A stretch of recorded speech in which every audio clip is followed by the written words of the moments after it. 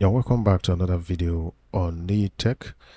In this video, I'm going to be showing you how you can clear your cache on the Microsoft Edge browser. Now, the first thing is to come to the three ellipses icon just on the top right of the screen. Click on that and then click on Settings. And you should see the option to clear your browsing data from here. So from here, you can determine the type of data you want to have deleted from your Microsoft Edge browser. However, the first option is to pick a range of time. Are you clearing your browsing history for the last hour, the last 24 hours, the last 7 days, 4 weeks, and for all time? So for the sake of the video, we just go with the last hour.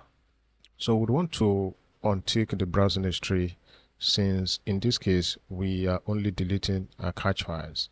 So we're going to leave this unticked as well, and then we're going to untick this as well, and we are only going to tick the cached images and files, which is about 324 megabyte.